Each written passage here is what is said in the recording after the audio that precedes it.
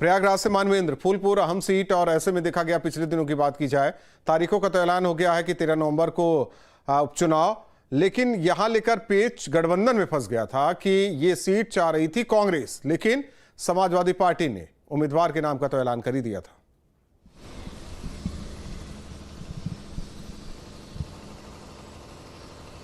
जी बिल्कुल, समाजवादी पार्टी ने मुश्तबा सिद्दीकी के नाम का ऐलान कर दिया है। वो 3 बार विधायक रह चुके हैं और 2022 की बात करें तो 2700 कुछ वोट से हारे थे, तो उनको एक दावेदार, प्रबल दावेदार के रूप में देखा जा रहा है। लेकिन बदले हुए हालात में किस तरह की तस्वीर सामने आती है। और अगर फूलपुर सीट की हम बात करें तो फूलपुर सीट पर 2022 में जो 2024 में लोकसभा चुनाव हुआ है उसमें बीजेपी काफ़ी सीट पे पिछड़ती हुई दिखाई दी थी और तमाम जो वोटर्स हैं उन्होंने एक तरह से उस सीट पर बीजेपी की हार हुई थी। लेकिन जिस तरह से ये चुनाव है, उस चुनाव की अगर हम बात करें तो चुनाव में बेहद अहम होगा। जिस तरह से तस्वीर सामने आई है, हमारे साथ कुछ लोग हैं, उनसे बात कर लेते हैं। 13 नवंबर को चुनाव है, फूलपुर सीट पर चुनाव किस तरह से देख रहे हैं? फूलपुर का उपचुनाव, इसके पहले भी भारतीय जनता पार्टी के पास विधानसभा की सीट थी और इस बार उसकी लोकसभा सीट भी हम लोगों ने जीती है और आने वाले समय में भी लोकसभा सीट आपने जीती है, लेकिन लोकसभा चुनाव में फूलपुर सीट आपने हारी है। देखिए, वो कभी भी होता है कि ज़रूरी नहीं कि आप एक लोकसभा के अंदर 5 विधानसभा हो, पाँचों जीते। कभी कभी स्थानीय समीकरण गड़बड़ होते हैं, कुछ भ्रांतियाँ होती हैं। जैसे हम सबको पता है कि लोकसभा चुनाव में एक प्रोपेगेंडा जो है अन्य विपक्षी दलों द्वारा प्रमुख रूप से कांग्रेस और सपा के द्वारा चलाया गया कि आरक्षण ख़त्म कर देंगे, संविधान बदल देंगे, उसका कहीं ना कहीं हम सबको नुकसान हुआ। लेकिन जून से लेके आज जो है अक्टूबर का महीना है और नवंबर में जब चुनाव होंगे तब तक बहुत सारा परिवर्तन समाज में आ चुका है। लोगों को समझ में आ गया है कि इस देश में मोदी और प्रदेश में योगी 2 ऐसे नेता हैं जिनके नेतृत्व में यहाँ की जनता सुरक्षित है। तो मुझे लगता है कि फूलपुर का उपचुनाव हमारे दोनों नेताओं के चेहरे पे चुनाव होने जा रहा है। भारतीय बीजेपी ने अभी कैंडिडेट का ऐलान नहीं किया है, लेकिन हरियाणा के जो चुनाव में बीजेपी को जीत मिली है, क्या लगता है कोई मोमेंटम एक बन गया है बीजेपी? मोमेंटम तो हमारा 2014 से बना हुआ था और हम लगातार चुनाव जीते। 2014 का लोकसभा जीते, 2017 का उत्तर प्रदेश का विधानसभा जीते, 2019 का हम लोकसभा चुनाव जीते, 2022 का उत्तर प्रदेश का विधानसभा चुनाव जीते और अभी आपने हरियाणा की बात की तो हमने हरियाणा, मध्य प्रदेश, झारखंड, छत्तीसगढ़, हम सारे चुनाव जीतते हुए आए। ये जो एक भ्रांति चल गई कि मोमेंटम रुका नहीं, थोड़ी सी हमारी सीट कम हुई। पूर्ण बहुमत की ही सरकार हमारी एनडीए की है, बीजेपी की कुछ सीट कम हुई, लेकिन सरकार जैसे 2 बार पहले 14 और 19 में एनडीए की थी केंद्र में, वैसे ही फिर से एनडीए की सरकार है केंद्र में। और इस देश में 10 साल शासन करने के बाद तीसरी बार शासन करना और जनता के द्वारा सीधे सीधे चुनकर आना, ये अपने आप में बहुत बड़ी उपलब्धि है मोदी जी की। ये उनकी लोकप्रियता को दर्शाता है कि वो तीसरी बार भी देश के प्रधानमंत्री बने हैं। तो हमारा मोमेंटम कहीं रुका नहीं, हमारा मोमेंटम उसी स्पीड से चल रहा है और इस चुनाव में भी हम दिखाएंगे कि हो सकता है कि 10 की 10 सीट उत्तर प्रदेश में भारतीय जनता पार्टी आपको जीत कर देगी। इसमें से 9 सीट पर बीजेपी की दावेदारी है। बीजेपी नेता आशीष गुप्ता, आप बताइए क्या लगता है फूलपुर सीट पर क्या होने जा रहा है? भाजपा की सीट निकलेगी, बिल्कुल निकलेगी। अब जो भी चुनाव हो रहे हैं इस बार, सारी सीटें मोस्टली जो है भाजपा की निकलेंगी।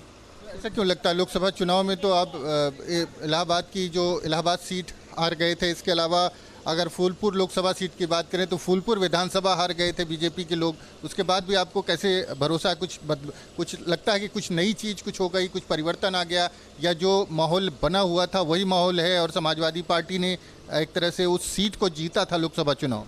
कहीं न कहीं लोगों को भ्रमित किया गया था कि संविधान में परिवर्तन हो जाएगा। बहुत सी अफवाहें उड़ाई गई थी जो लोगों को समझ में आ गई कि वो खाली अफवाहें थी, कहीं सच्चाई नहीं थी। और इस बार वोटिंग में वो चीजें देखने को मिल जाएगी। वोटिंग में देखने को मिलेगी। मुश्तबा सिद्दीकी है, एक 3 बार के विधायक। मानवेंद्र रुक जाइए, उत्तराखंड का भी हाल जान लेते हैं क्योंकि केदारनाथ सीट पर भी उपचुनाव होना है 20 नवंबर को। अजीत सिंह राठी हमारे साथ जुड़े हुए हैं। अजीत, लोकसभा चुनाव बेहतर बीजेपी के लिए, विधानसभा चुनाव भी बेहतर बीजेपी के लिए, लेकिन पिछला उपचुनाव बेहतर नहीं था। तो ये उपचुनाव कहा जाए करो या मरो की लड़ाई रहेगी या फिर कांग्रेस जिस तरीके से पिछला उपचुनाव जीत कर भी जोश आई है वो बरकरार रहेगा? देखिए, हार और जीत से सबसे महत्वपूर्ण बात यह है कि जिस तरह से पिछले दिनों जो बद्रीनाथ उपचुनाव जीतने के बाद कांग्रेस ने एक नारा दिया था कि बद्रीनाथ तो झांकी है, केदारनाथ बाकी है। और फिर आपने देखा होगा ये पूरा एक नैरेटिव तैयार किया गया था विपक्षी दलों द्वारा कि अयोध्या के बाद बद्रीनाथ भी भाजपा हार गई है और अब केदारनाथ की बारी है। तो इस तरह का एक नैरेटिव धार्मिक नजरिए से दिया गया था कि जिस तरह से भारतीय जनता पार्टी जिस तरह से राजनीति करती है तो विपक्ष उसी तरह से मतलब तू डाल डाल में पात पात वाली स्थिति हो गई थी। अभी जो केदारनाथ विधानसभा सीट थी वहाँ भाजपा की सीटिंग एमपी थी, उनके निधन से, शैलारानी रावत के निधन से ये सीट खाली हुई थी और अब तक 5 चुनावों में 3 बार भाजपा और 2 बार कांग्रेस इस सीट को जीत चुकी है। अभी लेकिन बाई इलेक्शन यहाँ पर पहली बार हो रहा है, पर अभी प्रत्याशियों के नाम पर किसी ने पत्ते नहीं खोले हैं। यहाँ पर 20 नवंबर को मतदान होना है, 23 नवंबर को मतगणना होनी है। 29 तारीख यानी 29 अक्टूबर एक दिन नामांकन दाखिल करने के लिए होगा। केदारनाथ केवल इसलिए महत्वपूर्ण है कि लोकसभा चुनाव में 5 सीटें क्लीन स्वीप करने के बाद भारतीय जनता पार्टी थोड़े ही दिन बाद मंगलौर, हरिद्वार की जो मंगलौर विधानसभा सीट है और चमोली की बद्रीनाथ सीट, दोनों के उपचुनाव में बहुत बुरी तरह से कांग्रेस से हार गई। तो अब केदारनाथ में अगर वो मोमेंटो और वो टेम्पो बना रहता है कांग्रेस का, तो भारतीय जनता पार्टी के लिए एक मतलब इकबाल के तौर पर एक बहुत ही बड़ी हानि हो सकती है। हालांकि मुख्यमंत्री ने वहां पिछले कई दिनों से लगातार डेरा डाला हुआ है, नई नई योजनाओं के शिलान्यास हो रहे हैं और लखपति दीदी के कार्यक्रम हो रहे हैं, मुआवजे बंट रहे हैं।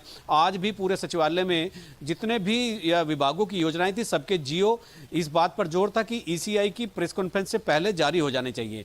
यानी गवर्नमेंट लास्ट मोमेंट तक लगी रही कि वहां जितने भी जियो होने हैं विकास कार्यों के, लोकार्पण के, नई योजनाओं के, निर्माण के, इंफ्रास्ट्रक्चर के, सब कर दिए गए हैं।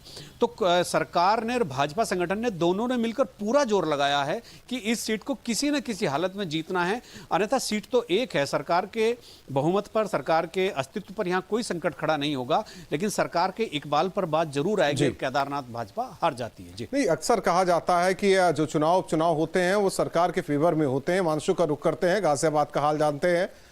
हिमांशु, इंतजार था तारीखों का, तारीख तो आ चुकी है, करीब 1 महीना, और ऐसे में गाजियाबाद में क्या कुछ चर्चा है?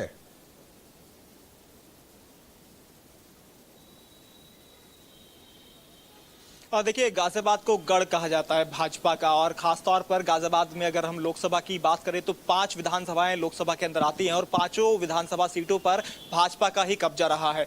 जो गाजियाबाद की शहर विधानसभा है जिस पर उपचुनाव होना है, इस पर गाजियाबाद से पहले अतुल गर्ग, जो कि अब मौजूदा सांसद हैं, वो विधायक थे। उन्होंने विधायक के बाद एमपी का चुनाव लड़ा और एमपी का चुनाव वो जीते और उसके बाद से विधानसभा सीट खाली हुई। और अब यहां से देखना होगा भाजपा किसको मैदान में उतारेगी। हमेशा से ही भाजपा के फेवर में ये सीट रही है। एक बार खाली कह सकते हैं कि बसपा से यहां पर जो सुरेश बंसल थे वो यहां पर इस विधानसभा सीट पर जीते थे। उसके बाद से भाजपा का कब्जा लगातार यहां पर रहा है, क्योंकि वैश्य और ब्राह्मण और ठाकुर बाहुल्य वोटर्स हैं यहां पर, और उसके लिहाज से देखा जाए तो सभी जितने भी जनरल कास्ट के वोटर हैं वो सभी भाजपा सपोर्टिव है। तो इसलिए ये 4,20,000 वोटों वाली लगभग ये जो विधानसभा है ये भाजपा के फेवर में जाती हुई दिखाई देती है। लेकिन पत्ते अभी तक भाजपा ने नहीं खोले हैं। तमाम जो नाम निकलकर सामने आ रहे हैं, अभी खुद मुख्यमंत्री योगी आदित्यनाथ दिल्ली आए थे, वहां पर भी नामों पर चर्चा की गई थी। तो नाम जब तक फाइनल नहीं होता है देखना होगा किसका होगा, लेकिन ये तय माना जाता है कि शहर विधानसभा सीट हमेशा से भाजपा के फेवर में ही रही है और भाजपा को लोगों ने पसंद भी किया है इस विधानसभा सीट से, चाहे फिर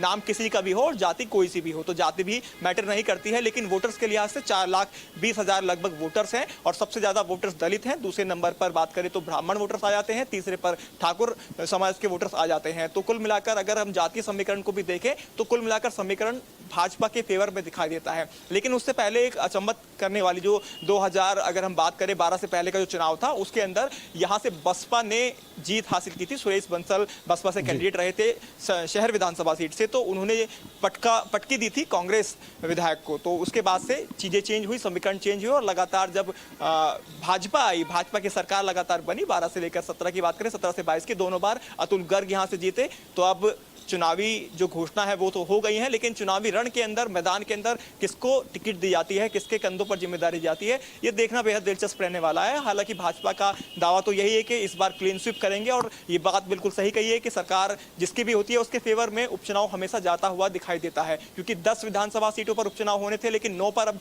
उपचुनाव हो रहे हैं, 1 सीट पर टाल दिया गया है उपचुनाव। तो ऐसे में 9 की 9 जो विधानसभा सीटें हैं जिन पर उपचुनाव होना है, कहीं ना कहीं भाजपा को उसमें एज मिलता हुआ दिखाई देगा। पूरे यूपी की बात करें तो मुजफ्फरनगर के अंदर भी जो सीट है वहां पर भी उपचुनाव होना है। तो देखना होगा किस तरह से पूरे नतीजे आएंगे। 23 तारीख को नतीजे सामने होंगे, लेकिन उससे पहले जो वोटिंग होगी वो 13 तारीख को ही वोटिंग होगी। और आज आदर्श आचार संहिता आज से लागू हो गई है, जिस तरह से चुनाव आयोग ने पूरी बैठक की है। तो गाजियाबाद को लेकर भी तैयारियां पूरी हैं, लेकिन कैंडिडेट कौन होंगे, भाजपा से कौन होगा, बीएसपी से कौन कैंडिडेट होगा सामने, क्योंकि बीएसपी भी अपने पत्ते इस बार लेट खोलेगी। वो देखेगी पहले किसको चुनावी मैदान में उतारा जाए, और उसके बाद कांग्रेस भी सोचेगी कि किसको उतारा जाए। कांग्रेस ने तमाम कैंडिडेट्स को पहले मैदान में उतारा है और सबको मुंह की खानी पड़ी है गाजियाबाद के अंदर। उसकी एक बड़ी वजह यही रही है, या तो भाजपा जीतती है या फिर बीएसपी जीतती है। तो टक्कर जो रहेगी यहाँ पर बीएसपी और भाजपा के अंदर ही देखने को मिलेगी। एक बार फूलपुर सीट पे और जाति आंकड़ा क्यों, क्योंकि देखा जाए मानवेंद्र, कुर्मी वोटर निर्णायक भूमिका में होते हैं, क्योंकि कहा जाए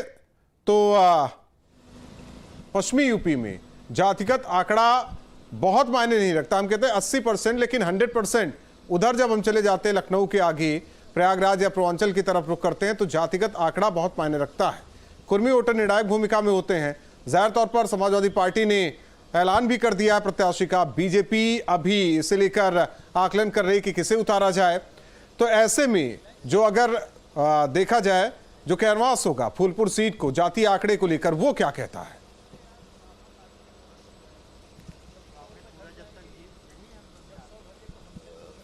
ये देखिए, फूलपुर सीट की बात करें तो सबसे अधिक वहाँ पर पटेल वोटर्स हैं, यादव और मुस्लिम भी। उसके बाद जो सबसे बड़े संख्या है वहाँ पर जो वोटर्स की, वो वहाँ पर मौजूद हैं। तो समाजवादी पार्टी ने अपना कैलकुलेशन कर लिया है। मुश्तबा सिद्दीकी मुस्लिम चेहरा है, मुस्लिम्स का वोट उनको मिलना है, और इसके अलावा यादव का वोट उनको मिलना है, ये वो मान के चल रहे हैं। इसके अलावा अगर पटेल वोट, जो कुर्मी वोट है, उसमें कुछ हद तक सेंध लग जाती है तो समाजवादी पार्टी का ये मानना है कि उनको जीत मिल जाएगी। और जो तमाम जातियां हैं, और जिस तरह से लोकसभा चुनाव में देखा गया था दलितों के वोट का कुछ परसेंटेज उनको मिला था, तो ये सारा आंकड़ा समाजवादी पार्टी का है। चूँकि 2700 कुछ वोट से मुश्तबा सिद्दीकी 2022 में हारे थे, एक बार फिर से समाजवादी पार्टी ने दांव लगाया है।